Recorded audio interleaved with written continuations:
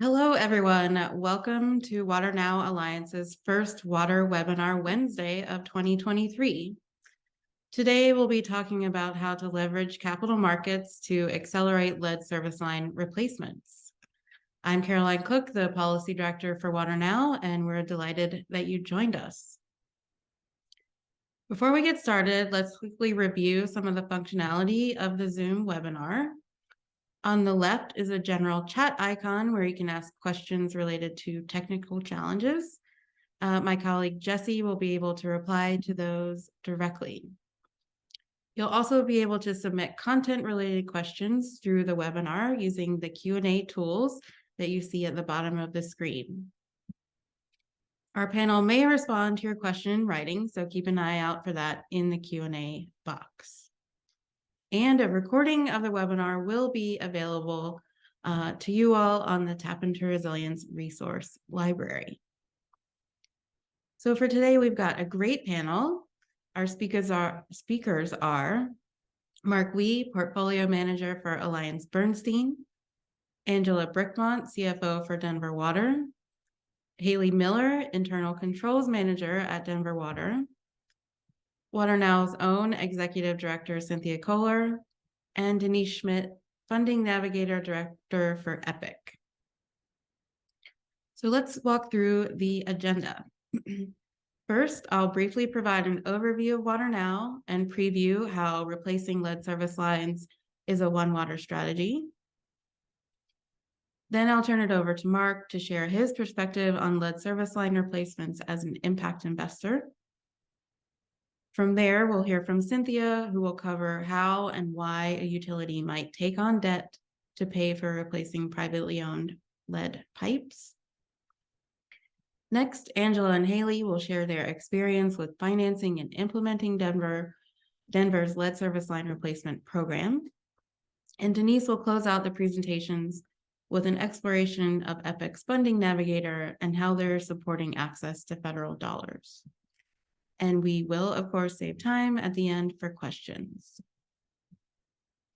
So one last housekeeping item here is we'd love to hear your feedback about today's program. So do be sure to fill out our survey at the close of the webinar, and we'll put that in the link in the chat later to make it super easy for you all.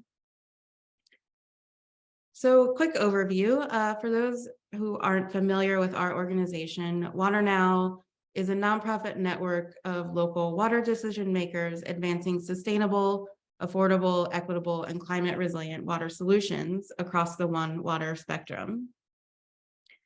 And sustainable is a term that has many meanings. So I'll note for WaterNow, it means providing safe, healthy, and affordable water services for people while preserving the integrity of water resources and the environment for future generations. And equity is also a term that can mean different things for different groups.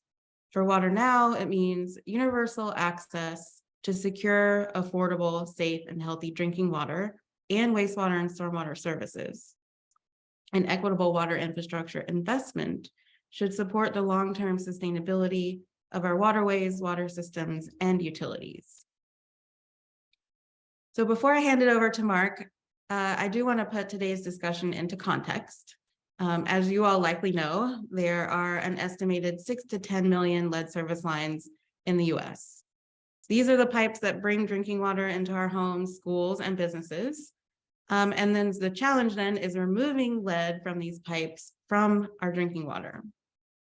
An added challenge, if that isn't enough, is that the majority of these pipes are considered private property, which is an issue that can raise some unique questions for water utilities working on removing lead. So you'll hear more about how to navigate this particular challenge from Cynthia, as well as Angela and Haley. So getting the lead out of our drinking water and using treatment options like orthophosphate have been successfully and safely used for decades across the country. But these additives can be cause for concern due to environmental impacts on wastewater treatment plants and downstream reservoirs, streams, and rivers. So our panel will talk more about how replacing these lead lines is not only an important way to protect public health, but is also a holistic one water solution that can tackle lead at the source. So with that, I'm going to turn it over to Mark. Great, and thanks for that introduction. And so by way of background, once again, my name is Mark Wee, and I currently manage the municipal impact strategy at AllianceBernstein. And the purpose of our strategy is to make all of our investments in historically under-resourced and low socioeconomic communities across the country. And we do this primarily through the municipal bond market. Now, as further backdrop to what I'll be talking to everyone about today, I thought it'd be helpful to give everyone an understanding about the growing ESG market, right? Because obviously I think we've heard about it more and more these days, because in a way it's unfortunately being used as a bit of a political football. But I really wanted to get away from the politics of everything and really just try to get to the nuts and bolts, about ESG investing and what we're about, right? And to really just try to remove some of those, some misinformation that's out there. I'll put it that way. So, let me start off by saying over the next couple of decades, the asset management industry will be undergoing a massive wealth transfer as money gets passed down from one generation to the next. So one of the takeaways from the studies that are done around this event is as new generations come into newfound wealth, they want to make investments that line up with their values. And this is really where ESG investing comes in, right? Because investors want to make sure that the money they're putting to work is having a tangible impact, not just from financial return perspective, but an impact on the communities around them. And the other thing that I wanted to mention, and this is what often gets lost in discussion, and it really underpins the fundamentals about ESG investing, is that at the end of the day, it is a risk mitigation tool. And what do I mean by that is because through the line of questioning that we're asking, it's not simply to get away from the misconceptions about what it's all about. It is simply about how well is an issuer being run. That's what it is at the end of the day. And the questions that we ask through the analysis and the way that we choose to make our investments all really line up with that underlining point of emphasis. How well is this issuer, this company, this investment, how well is it being run, right? And the other thing that I wanted to talk about is that when we are analyzing a bond issuer, this goes once again beyond just looking at the balance sheet, right? It goes beyond just saying what our revenue is going to be, what our net income is going to be, how well is this issuer going to be able to pay back their debt, right? The other things that we do look at, because for us, we feel that it is fundamental in our analysis, is what is the viability of the project? Who is it going to benefit?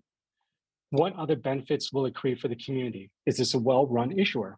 And how are their operations being run? Now, I realize I've said these things a few times over and over again, but these are bullet points that often get lost through all the discussions that we have out there, right? And it's really a different way of thinking, right? Because even though asking a question as simple as how well is this issuer being run seems fundamental to it, there have been countless issuers that I've talked to in the past where I've asked them a very fundamental question about how are you planning to educate your students this year, right?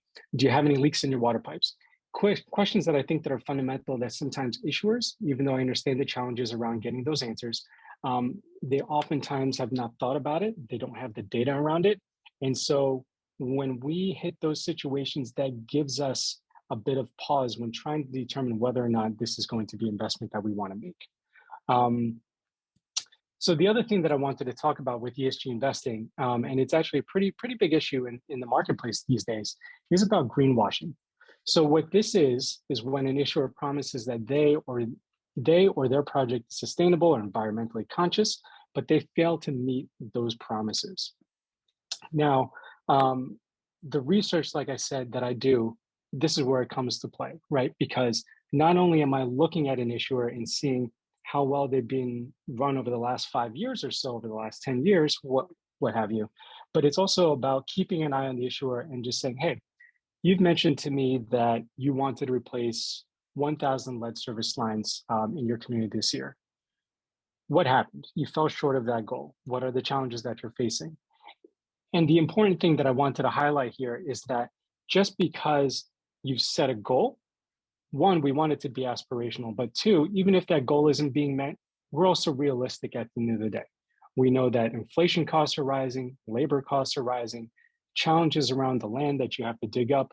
All these things can happen. So even if some of those goals aren't met, we just want to have the discussion with the issuer to try to understand what's going on and how well is that issuer doing in terms of pivoting or changing their strategy or really doing anything to help them get back on track.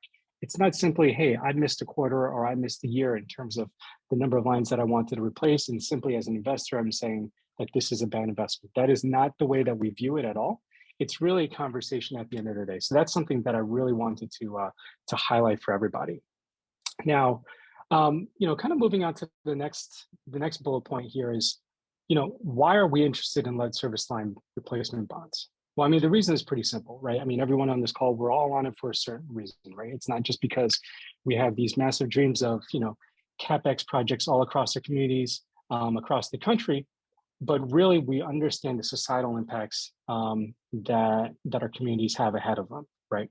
And while lead poisoning is an issue that affects all of us, unfortunately, it is also profoundly an issue that affects children the most. And I don't need to go on about this point, but really as an ESG investor and more specifically as an impact investor that focuses on under-resourced communities that are out there, this is the issue that really disproportionately affects those communities that I'm interested in helping. And really it just, it lines up even in some unfortunate way, but it lines up with the way that I'm choosing to make the investments that I have for my clients' dollars. Now, the other thing that I wanted to talk about is that when we're talking to issuers, whether it's lead service line replacement or even other projects, just to expand the scope for a quick second here, are the issuers, are the municipalities, or the water utility companies that are out there, are they thinking about any of the potential speed bumps, that they might hit, right? And obviously, it's always going to be difficult to try to understand and try to anticipate, unknown unknowns, to put it in that way. But if we get an understanding that the issuer is trying to think through as many potential problems that might come their way, that's something that we're really interested in knowing about as well, right? And to touch upon the case of Newark and their lead service line replacement project, one of the reasons why we were extremely happy to make that investment was because through the myriad of challenges that they were going to face, from a political and operational side of things, what they did that really stood out to us was the fact that they were willing to work with county, state, federal officials to pass legislation to really help them do what they can to remove some of those speed bumps, right? And the reason I'm not saying a hurdle or a roadblock is because if it's a speed bump, it's something that we can get past, we can get through, right? We just need to have the right people in the room talking to each other, trying to figure out what's the best solution for the problem that we have, right? And in Newark's case, this is what really allowed them to take a project that was going to take 10 years and to reduce it down to 2 to 3, right? And that is really what, all of us on this call are really striving to do, right? One, we want to tackle this problem around lead service line replacement, but we know the massive investment that's needed, and we want to do what we can to try to accelerate, and bring about that change in the communities that really need the help the most. And the other thing that I wanted to touch upon was thinking differently, right? And the reason why I put this on the bullet point here is because, through some of the past conferences that I've attended, this idea has been brought up, right? That this is a simple problem, but yet there's so many different ways to solve it, right? And also beyond that, we've done the simple yet also complex thing of digging a hole in the ground. Now, what else can we do with it, right? Can we plant a tree to help reduce respiratory illnesses in the communities that it's affected, right? Because the science is out there that says if you plant the tree, that can have a tangible, positive impact on the community around it, right?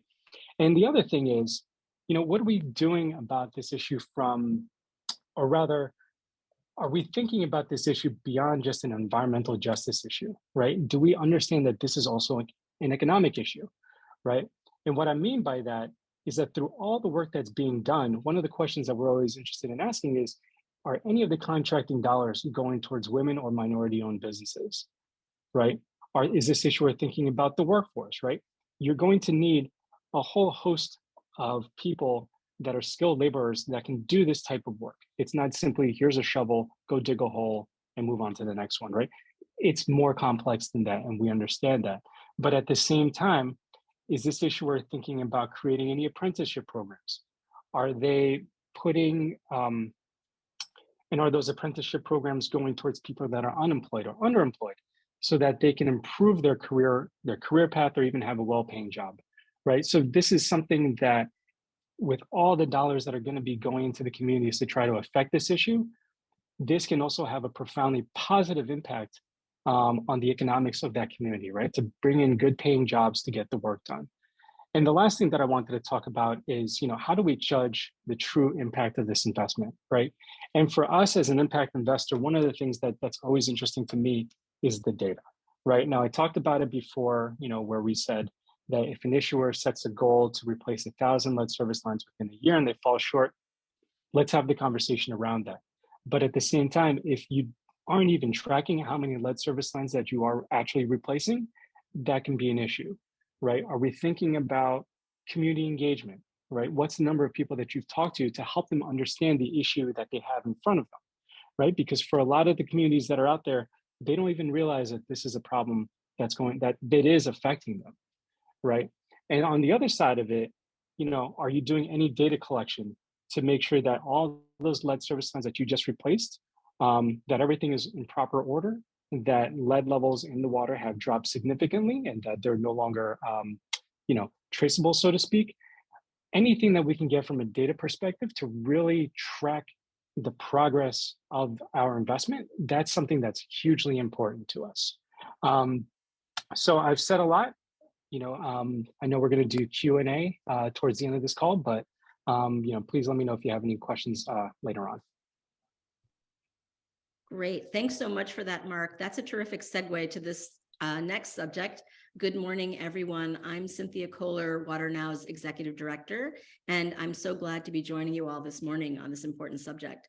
As you're all aware, we are looking at a historic level of new federal funding for lead service line replacements.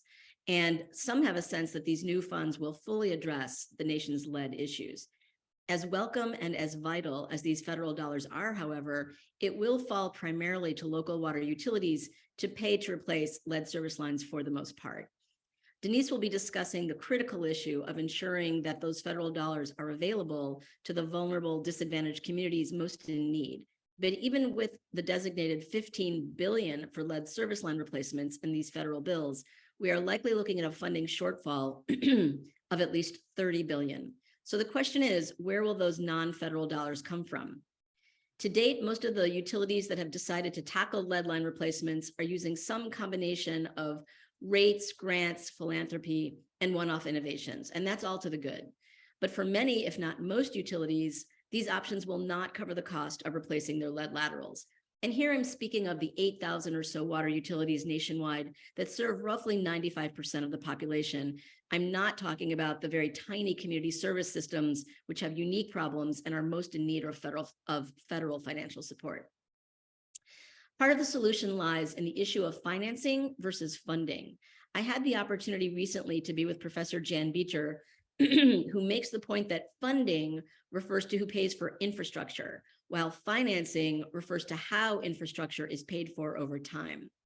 In other words, fiscal resources raised through fundraising, various forms of borrowing, must be repaid from the funding that ultimately comes from ratepayers.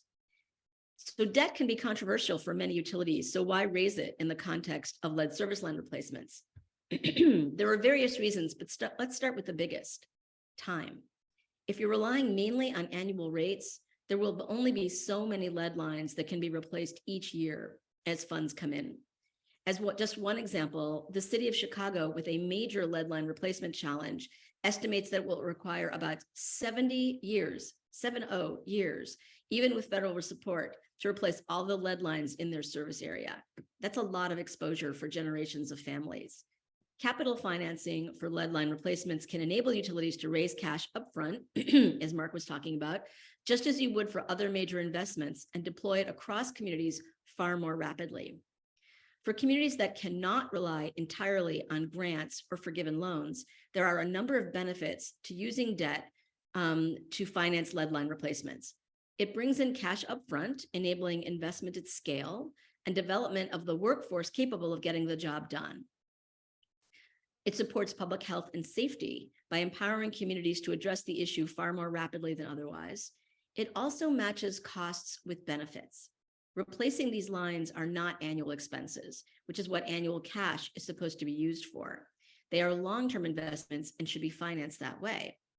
It allows for access to efficient and inexpensive financing, and it also supports intergenerational equity. These are laterals that are likely to last for many decades or even more than a century. There's no reason why today's ratepayers should bear that full burden. However, when we talk about utility financing for lead line replacements, we're talking about, as Caroline mentioned, using public dollars for installations on private properties for the most part. This is because most of the lateral lines are on private properties, connecting the utility's main lines to homes and businesses. This raises a host of issues that can be challenging for utilities, cities, and towns that have to work within a complex web of accounting rules, public finance, and tax laws designed to ensure that public dollars do not confer private benefits. At the same time, these utilities are also responsible for ensuring that everyone has access to safe and healthy drinking water supplies. And as has been widely documented, lead lines disproportionately impact economically disadvantaged areas and communities of color. So if public utilities are going to finance private lead line replacements, what are we really talking about? While there are a range of options, the two primary ones are municipal bonds and state revolving loans. Both of these vehicles represent very low cost and generally affordable loan options for most communities that have served as the backbone for most municipal water utility infrastructure investment for many decades. The drinking water and clean water SRFs are the primary mechanism for accessing the $15 billion in the new federal infrastructure funds. But states are specifically authorized to use SRF loans for lead line replacements over and above the $15 billion earmarked in the bipartisan infrastructure legislation, also known as the bill. Municipal bonds make up the bulk of private investment in public infrastructure and is a familiar way to pay for water infrastructure for many utilities. Municipal bond proceeds are complementary to the bill and SRF funds. Bottom line, both municipal bond proceeds and SRF loans can be used by public utilities to pay for lead service line replacements. While it has not been typical water sector practice to borrow to pay for private property installations, there is considerable opportunity to do so when these investments advance an important public interest, like getting rid of lead in drinking water. While it's a little complex, we have boiled it down to the three gates of debt financing. Do you have legal authority? Are you compliant with laws regarding tax-exempt bonds? And have you planned for appropriate accounting treatment? We don't have time to get into all of these issues in detail in this webinar, so I invite you to access our Tap into Resilience platform, which covers all of these issues and considerably more about private property lead line financing and implementation. For today, I'll talk a bit about what is often the biggest barrier, or to use Mark's term, speed bump, for utilities thinking about how to raise capital to replace these lateral, and that's the accounting issues. In the interest of transparency, public agencies nationwide, including water utilities, are required to follow generally accepted accounting principles, which are established by GASB, the Governmental Accounting Standards Board. As a general rule, GASB wants borrowing by public entities to be secure to protect investors, like Mark. There are several ways this can occur under GASB's rules. The utility can own and operate an asset. This, of course, is the most conventional approach, used the vast majority of the time. This would appear to preclude using debt financing on property the utility does not own or operate. A second approach is to demonstrate legal control over a financed asset through contracts or easements and liens. A number of water utilities do use this approach in connection with private property investments, and it is an approach that can be adopted with lead line replacements, but it can also be a substantial disincentive for private property owners. A third way, which is just starting to gain traction, is to avoid the control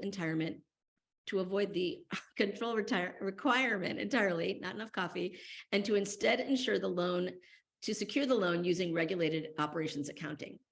This approach, laid out in GASB Statement 62, is a game changer for water utilities looking to raise capital in an equitable and affordable way for their community and to accelerate investments in lead line replacements. You'll be hearing from Denver Water in a moment about how the availability of this method made it feasible for them to bond finance much of their lead line replacement program that isn't being covered by government grants. Aside from being a terrible and confusing name, regulated operations for public utility accounting purposes is actually very simple. Boiled down, it serves as a complete alternative to conventional accounting for capital financing because it does not require governmental ownership or control over a tangible asset. I want to pause there because that can be a very challenging concept for CFOs and general managers who are accustomed to the more conventional approach of securing investments. But in a nutshell, this alternative provides that if you meet 3 criteria, the costs incurred can be booked as assets, meaning they can be financed with debt.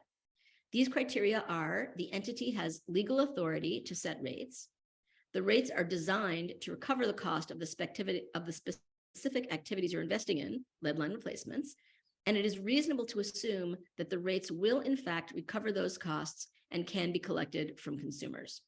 In many cases, this set of criteria is a perfect fit for financing lead line replacements. But what does all this accounting stuff have to do with lead lines? Quite a lot, actually. GASB's Statement 62, which can apply to just about any public utility authorized to set rates, can eliminate one of the most challenging speed bumps to upscaling investments in lead line replacement programs.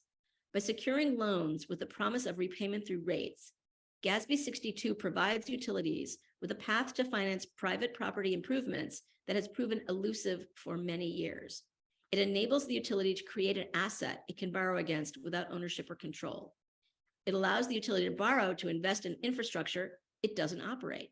And it allows utilities to pay for installations on private property in a way that will pass muster with its outside auditors. I know that was a lot, so I'm going to stop there and turn it over to Angela to talk about Denver Water's decision to bond finance its lead program using the set GASB 62 approach and how that's enabling the utility to replace all of their lead service lines within the decade. And please feel free to reach out to me and Caroline if you have any questions. Thank you. Thank you, Cynthia. I actually think you covered half of what I was going to say, but that's great because you said it in plain English. My name is Angela Brickmont. I'm the CFO with Denver Water, and I have with me Haley Miller, who was instrumental in kind of going through all of the accounting rules that Cynthia mentioned, as well as successfully applying for our first lead funding. But before I get into that, I'd like to give you a little background on what we're doing. So Denver Water is in its 3rd year of a lead reduction program. And you might think, well, that's interesting. 3rd year, that puts you at starting this program in 2020, which is when we started, right at the beginning of the pandemic. But prior to that, all the way back to 2012, we had an exceedance of the action level. We sample about 60 homes and it had our own kind of program in place prior to 2020 and had 1 exceedance. And that really set off a series of analysis experiments, really wrestling with what do we want to do. In 2018, the state entity, in essence, ordered us to implement a new corrosion control treatment, which would have had us add orthophosphate. That could have been as far as we went. But instead of taking that approach, we really stepped back and started down a path of wondering, is there a better approach? So right now today, on the next slide, you'll see a real quick summary of what we're doing, which is in essence to get rid of all lead service lines. These are the privately owned, fully replaced at no direct cost to our customers within 15 years. The order that the state and EPA passed to allow us to do this is a variance that got us out of that requirement to implementing orthophosphate and was seen as an alternative to that treatment method. The program itself is a little bit more than $50 million a year. So you can do the math. It is not inexpensive. And I'll talk a little bit about what's in that. On the next slide, you'll see all the elements of the program that we report on regularly to the state and EPA.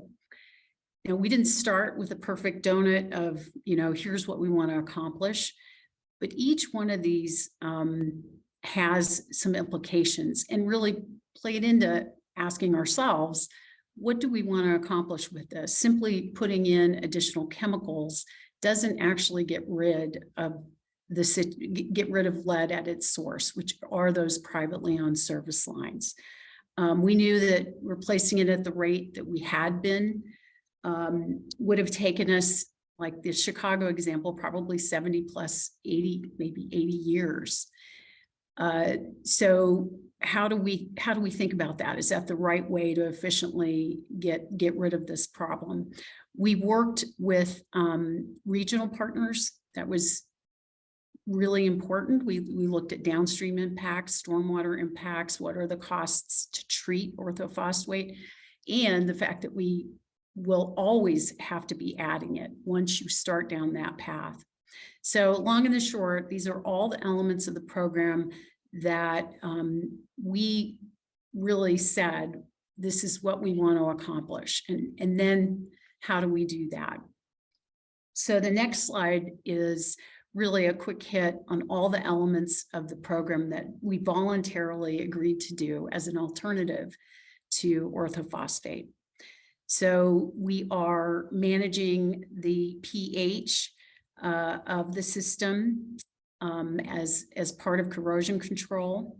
We have a full lead service line inventory. If you go to Denver Water's website, you can see an entire map of the city and where lead is, where we believe we have lead lines, where we know we have lead lines, and where we're replacing them. So the public has access to that. We have a filter program. We have this 15-year program to fully replace the line. And we have communications outreach and education.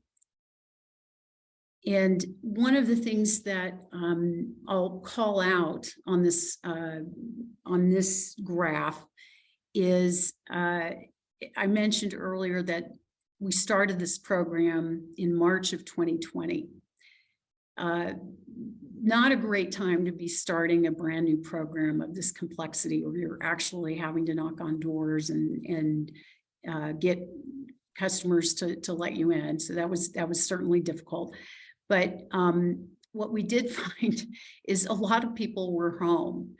And as we started rolling this out, the feedback, the interest, the level of participation in the webinars that we were holding with customers about lead and what it means had tremendous participation. That communication, outreach, and education activity continues. Part of our success is proper filter use, but we also are creating conversations with customers that we maybe never would have reached. This program is in multiple languages.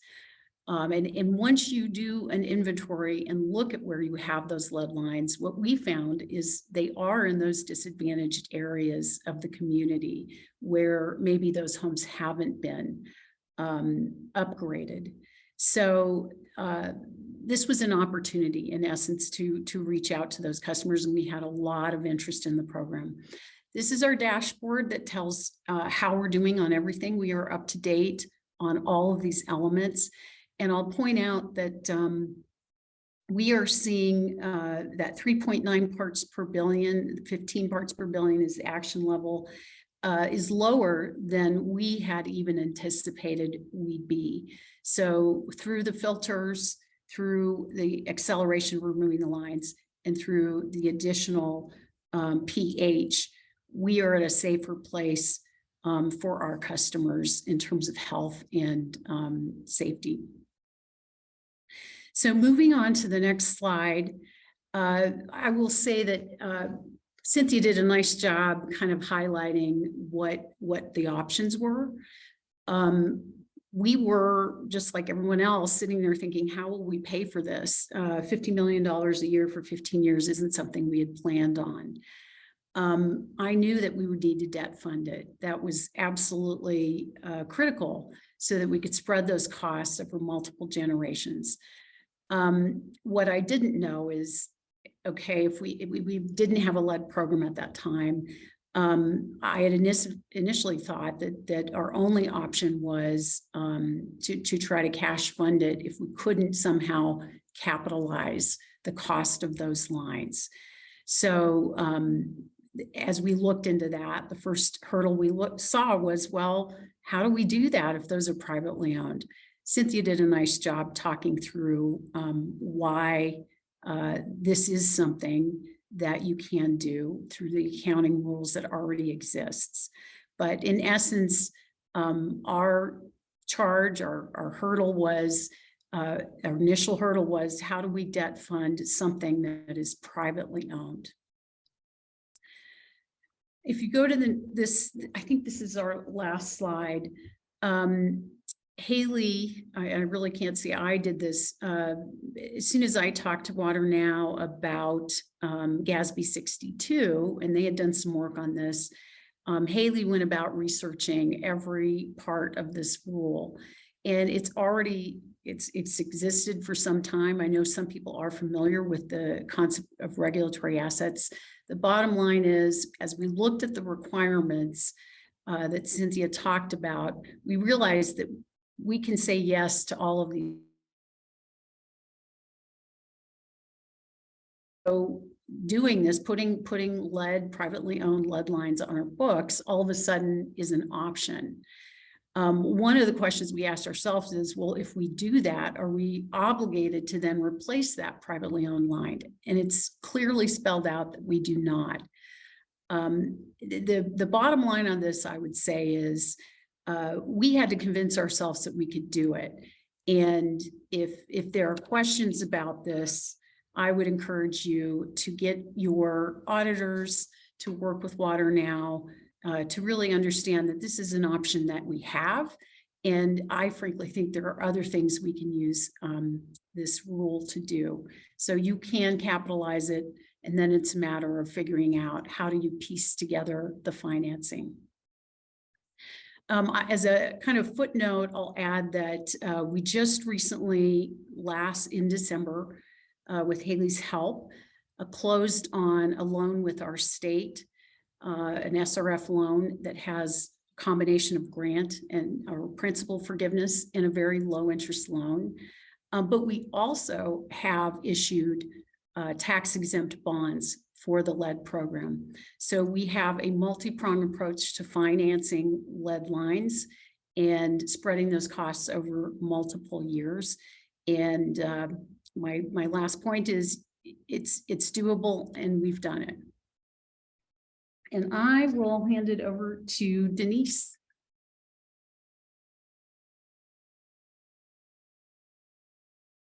Thank you, Angela. It's so inspiring to follow you, to see a real live demonstration of what can be done to get the lead out timely and to really commit to it and put efforts in place. My name is Denise Schmidt with the Funding Navigator Director. I'm going to tell you a little bit about our program to get lower resourced, underserved communities ready to access public funds to get lead service lines out of the ground. Next slide, please. It is part of our work at the Environmental Policy Innovation Center related to water equity. So at EPIC, we are working to advance innovation and policy to really move on the big water issues of our time related to public trust in water, aging infrastructure, the need to really have authentic community-focused designs that address the problems that those communities need addressing the most. So our Funding Navigator and lead service line replacement initiatives really fall within that water equity work. Next slide, please.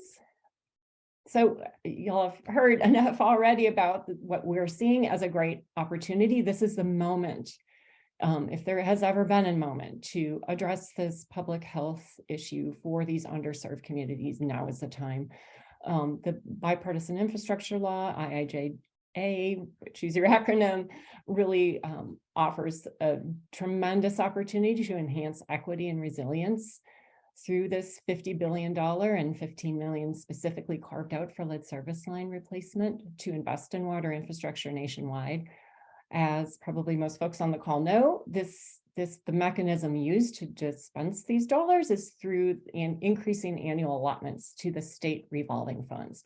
So the policies, programs, and procedures in place at the state level become really important to seeing that we're meeting the goals of equity and resilience through getting these funds to the places that need them the most. Next slide, please. Of course, there are challenges. The SRF process and access to, frankly, many state and federal funds for infrastructure can be really challenging, particularly for underserved and under-resourced communities. Like many things in life, it takes funds and it takes resources to access the funds. So first, a community utility needs to assess its needs and prioritize what's most important to address first. Funds are always financed, and we know that Denver Water and others run a tight ship and need to make important trade-off and decisions on trade-offs. Developing those capital plans and budgets to inform where is the funding going to come from. All these alternatives that have been advanced so far in this conversation are a part of it, in addition to these SRF funds.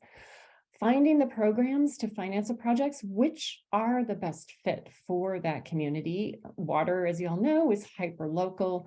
The needs and the challenges are also such, so there's not a one-size-fits-all solution. And then actually actively applying for the funds and taking the very important steps to construct projects. It can be a really challenging piece of the puzzle as well. Next slide, please.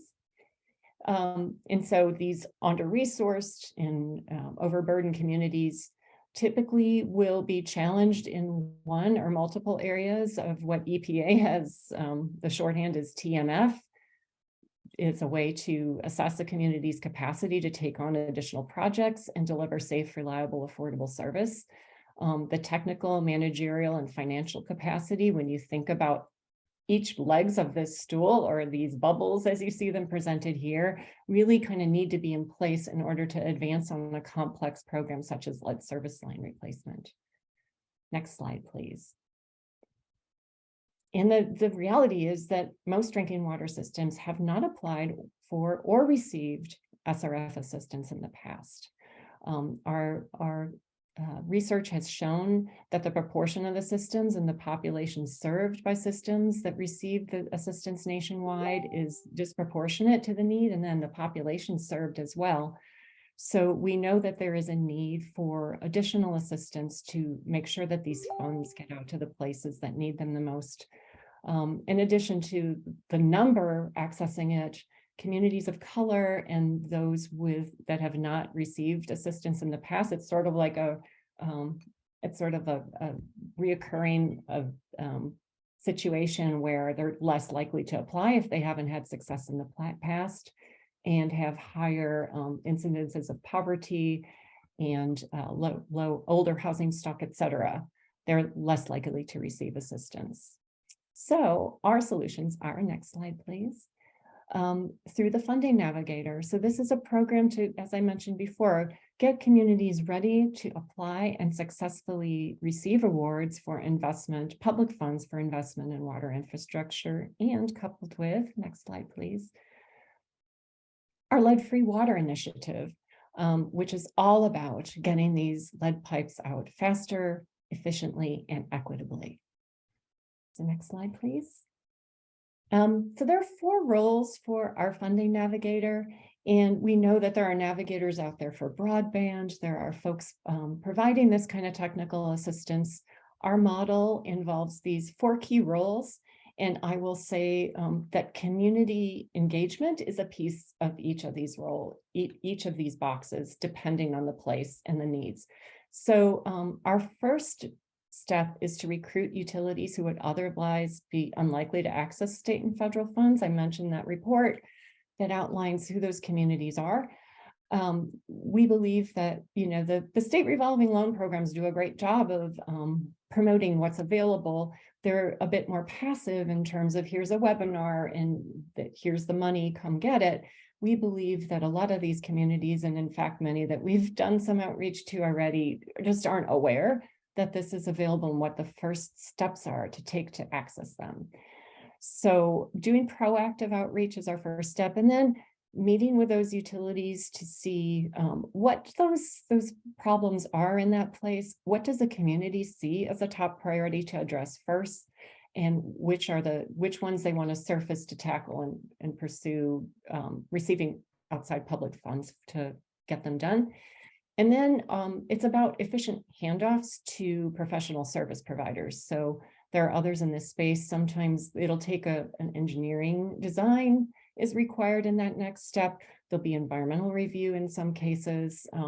We're talking more broadly about the funding navigator. In addition to lead service line replacement, we work on stormwater, wastewater, and other drinking water needs. So the needs and the service providers will differ in that box. For lead service line replacement, it could be communications professionals, those who are really experienced in taking that important first step towards compiling an inventory. That's what we're talking about in terms of matching and really matching them with providers who are committed to a community-centered and equitable program for removing lead service lines. And then finally, helping those water systems complete applications for funding, applying and receiving awards. So it's really a bit of a project management kind of model when you step back and think about it. Next slide, please. So we have partners in this space. We cannot do this alone. And especially when we're talking about our geographic focus, that it is vitally important to understand the places. If we are indeed committed to community-centered design, we need to have those place-based partners, and they are, you can see them here. We also have national partners, Moonshot Missions, Greenprint Partners, Southwest Environmental Finance Center, and Anthropocene Alliance, who help with our strategy and design on the Navigator. So all of these partners together are vitally important to the success of our program, and depending on the place, they are playing different roles in those spaces. Next slide, please. Now, specific to lead, our work through the Funding Navigator to connect with technical experts and solutions really builds on our EPIC's work on this lead-free water challenge. Here is a depiction of our partners in that space. These are the communities where we have experience connecting them with technical assistance for getting the lead out and taking those important steps. Next slide, please. Our lead-free water initiative does, of course, build on that lead-free water challenge experience. Out in December, we produced a report that is a guide to replacing the nation's lead pipes over the next decade. I've heard several mentions here to let's shoot for this decade. We agree. And we agree that going forward, it's going to require a lead-free water movement. And so commitment from the utilities, the elected officials, the communities in those places towards a speedier program, an equitable program. We believe tracking federal funding to see which communities are receiving the funds for lead and in what form. Principal forgiveness is the SRF sort of version of a grant, or are those disadvantaged communities requiring to take out loans, which can be a barrier, as we've heard previously in previous presentations. Then tracking that rate of LSL replacement to hold the whole community of practice accountable as to how fast we're replacing them, and also surfacing what are the ingredients for success? What are those leading practices to get it done faster and more equitably? And then finally, providing the technical assistance directly to utilities through our Funding Navigator model. Next slide, please. So where we are right now in our geographic regions we are at that proactive recruitment and screening phase. So we're starting to have conversations with communities about whether the navigator is the right model for them, is a good plan, and if they're interested in participating. So it's all about those partnerships. Can't say it enough. I know I've already said it multiple times. Engaging with those places through our place-based partners and community-based organizations, compiling the data on those needs, and then ground truthing it with our stakeholders to help us prioritize which communities need our help the most. And then just that repeated outreach. We know that some places might be focused on another need right now. They may be focused on public health and safety and broadband. So maybe next year is when we come back to them to work on water issues, and then setting up that initial meeting with the utility. So with that, I think I'm at my final slide. You can reach me there at denise@policyyinnovation.org, and I can connect you to folks who are working in our regions or anyone who's interested in taking that next step, really interested in engaging with you. Here is our mighty team that I have the great privilege of working on at this incredible moment in time to get lead service lines out. And with that, I'll hand it over to Caroline. Thanks so much, Denise, and to our excellent panel. So we've got a few questions in the chat, and I'll invite everyone to turn their video back on if you'd like. And I think this first question I'll direct to both Mark and Cynthia. And so they're curious about the market for lead service line replacement bonds, and the market capacity for that, and how the investment in those are being accelerated. So Mark, maybe I'll ask you to answer, and then we'll turn it over to Cynthia as well. I think, Mark, you might be muted still. There we go. Yep. So from the size of the market, I mean, there's honestly not too many lead service line deals that I've seen come across my desk. I mean, that's not to say that they're not out there and that I don't see it.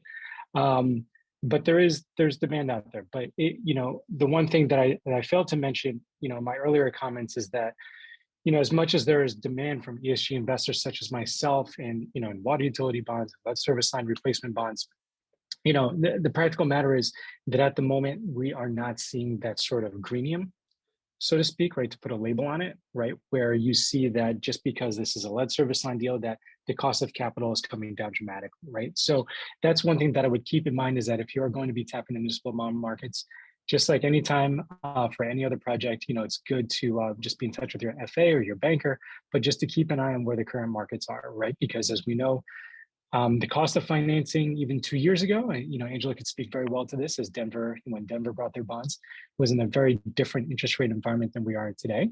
So that can have an impact on things. But at the same time, I know that at least from my desk, that, if the project lines up with all the things that I talked about, we'll have demand on our side for it. And I think what I would add to that is, and Mark, you can speak more to this as well, is that I don't think we envision that bonds would be just for lead. When we talk to community, it's a matter of bundling them. Denver may have done it that way, and it's absolutely fine. But for a community that is issuing bonds and has a number of infrastructure needs, that can be bundled. If it's going to be an ESG bond, you'll want to bundle that with, say, your green infrastructure or your water supply efficiency or whatever it is. But we're certainly not suggesting that would have to be a lead only bond to be valuable and helpful to the utility. Yeah, thank you, Cynthia. And I think maybe on that note, a good segue to our second question here that Cynthia, I'll ask you to respond to, as well as Mark and Denise. I think the navigator may answer this as well on some challenges of accessing the bond market based on utility size or rate base. So if you all had thoughts on that. Yeah, maybe I'll just jump in. So, different communities will have different issues. So, if the bond market seems out of reach because, your bond rating is low, that really is going going to be a community that is well positioned potentially for an SRF loan, even if you're not eligible for an SRF grant. You know, there's that spectrum with the SRFs, as Denise was saying, and a number of us where there are SRF loans which are very inexpensive, and that can be, you know, even in this current climate, they're going to be a very affordable way to bring those funds in, certainly cheaper than trying to do it with rates. And then depending on the community situation, the SRFs do have the loan forgiveness opportunities. But even, I'm just saying, even if the loan forgiveness is not available, the SRFs are going to often fill in the gap for communities that are that don't feel that they're in a position to go to the bond market. Yeah, and I would just add on to what Cynthia was mentioning with SRF loans is that, you know, just take a look at what your state has to offer, right? Because some states out there do have infrastructure banks that they can touch upon, right? And if you use a combination of all these different forms of, you know, financing avenues, right, that's another way to help bring down your cost of capital. Great, thank you. You know, Denise? and I'm maybe just going to go a little out of turn here because I see the last question actually relates to this. It's about ways that philanthropy can help communities access the bond market with insurance. That is actually a great role for philanthropy. I think people sometimes overestimate what philanthropy can do. We work with funders who are sort of alarmed that there's this view that, you know, foundations can just come in and pay for this, and they can't. They can do that kind of thing. You know, provide that kind of assistance to communities. It's a great role for philanthropy, and I appreciate the question. Yeah, thank you, Cynthia. And I'm going to skip down here to a question that just came in, which I'm going to ask slightly differently, is the overcoming those speed bumps. And Angela, I'd like to hear from you all and others on the importance of having those local leaders as part of those discussions, and again, to steal Mark's term on the speed bumps. So thoughts on that? Yeah, I can't say enough about thinking holistically about who your stakeholders are. So it's not just the downstream treatment plants and stormwater, but it's leaders in the community. In our case, we serve suburban water districts. We had to get them on board with this as well. We certainly reached out to key representatives as we work through this issue with the state and EPA, but also the state ultimately has been an incredible partner in thinking about, you know, partnering with us, even when the question about what does it mean to be a disadvantaged community? And they were in the process of thinking through that definition.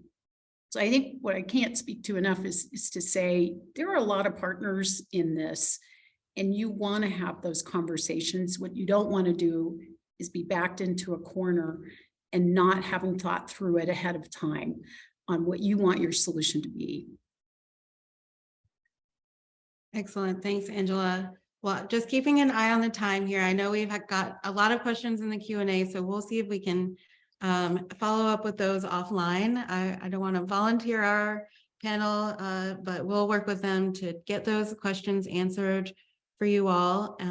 Thank you so much to our panel for your time this morning, and to the audience for joining and engaging that great discussion.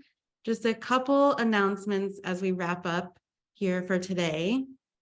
As you can see, there's plenty to talk about on this topic, that way more than we can cover in an hour. So we are delighted to say that we'll be continuing this conversation through a series of podcasts with the Water Loop, that the first episode will be launching this month, February. So stay tuned for that. And we're glad to be working with Epic on that as well, and the Water Loop. Next up is our Project Accelerator round is currently open, accepting applications for communities in Colorado. And I know there was a question about this, and we can follow up about that offline as well. So applications are due February 10th.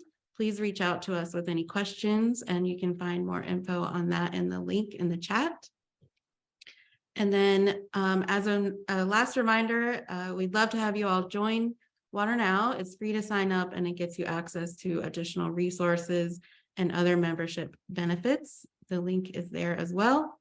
And one more ask for your feedback on today's program to help us continuing to make these useful and a good use of your time, fill out the survey at the link, and we'll share that out with you over email as well. And I think that's it. And that's the time that we have for today. So again, thank you so much to our panel. It was a really great discussion, and we hope to see you all again soon. Thanks.